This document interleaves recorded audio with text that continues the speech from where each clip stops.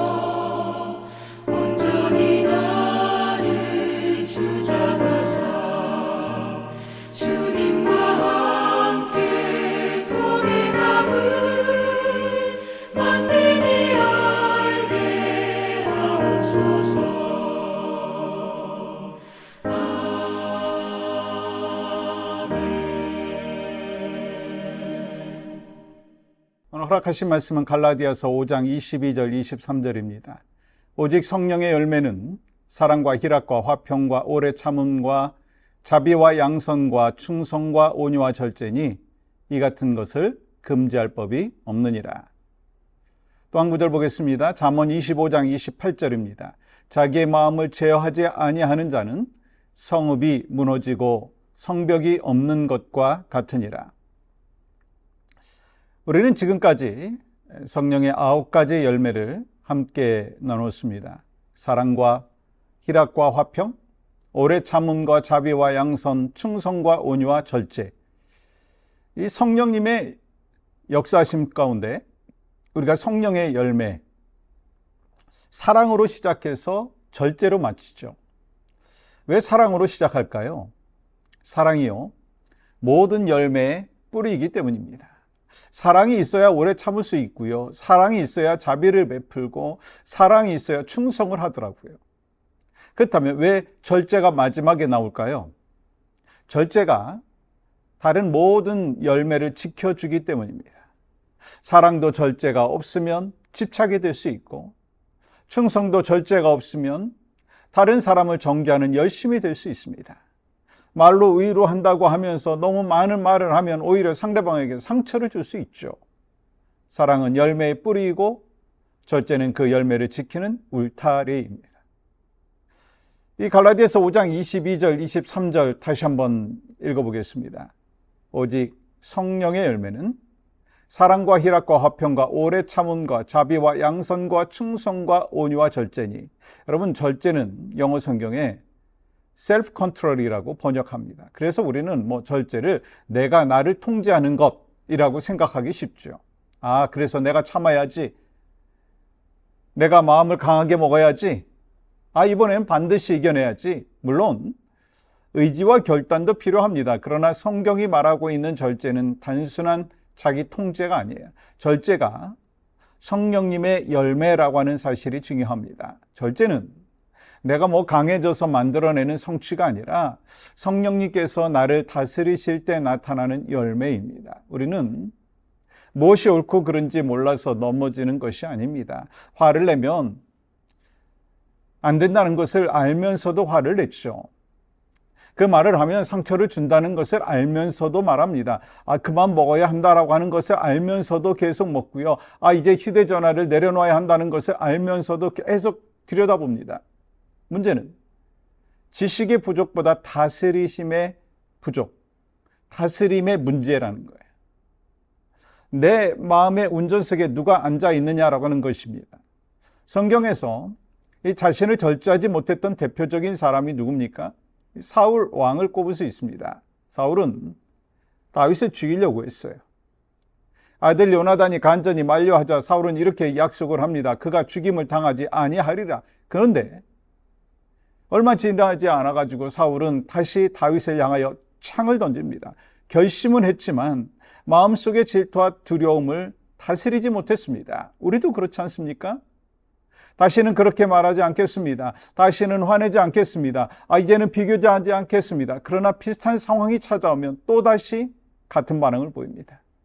결심이 부족해서만이 아닙니다. 마음의 주인이 바뀌지 않았기 때문입니다. 반면에 세례 요한을 보십시오. 전혀 다른 모습을 볼 수 있습니다. 당시 사람들은 세례 요한에게 몰려왔습니다. 그의 영향력과 인기는 얼마나 대단했습니까? 그런데 사람들이 예수님께로 가기 시작하자 제자들은 불안해졌습니다. 그때 세례 요한은 말합니다. 나는 그리스도가 아니요 그의 앞에 보내심을 받은 자라. 그리고 요한복음 3장 30절에서 이렇게 고백합니다. 그는 흥하여야 하겠고 나는 쇠하여야 하리라. 이것이 바로 절제입니다. 절제는 아무것도 하지 않는 것이 아닙니다. 나의 자리를 알고 넘어서지 않는 것입니다. 박수 받을 때 자신이 주인공처럼 행동하지 아니하고 사람들이 알아주지 않아도 자신의 자리를 지키는 것입니다. 세례 요한은 사람들의 관심을 붙잡을 수도 있었습니다. 근데 그 관심을 예수님께 돌려드렸습니다.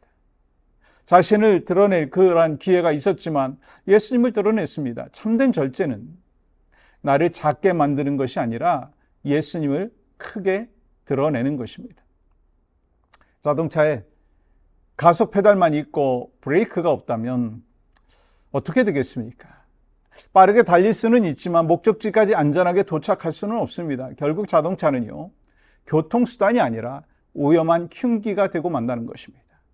우리의 감정과 욕심도 마찬가지입니다. 하고 싶은 말을 다 하고 사고 싶은 거 다 사고 먹고 싶은 거 다 먹고 기분 내키는 대로 행동하는 거, 그게 자유라고 생각할 수 있습니다. 근데 아시죠? 브레이크 없는 자유는 결국 우리 자신과 다른 사람을 다치게 합니다. 잠언 25장 28절 말씀하죠. 자기의 마음을 제어하지 아니하는 자는 성읍이 무너지고 성읍이 없는 것과 같으니라. 성벽이 없는 도시는요, 적의 공격을 막아낼 수 없습니다. 절제가 없는 마음도 마찬가지죠. 작은 말 한마디, 순간적인 감정, 사소한 유혹을 통해 가지고 삶 전체가 무너질 수 있습니다. 그러므로 절제는 우리의 자유를 빼앗는 족쇄가 아닙니다. 하나님께서 우리의 삶을 보호하기 위해서 세워주신 성벽입니다. 오늘 우리의 마음을 돌아보기 원합니다. 난 요즘 무엇을 조절하지 못하고 있습니까? 나의 말입니까?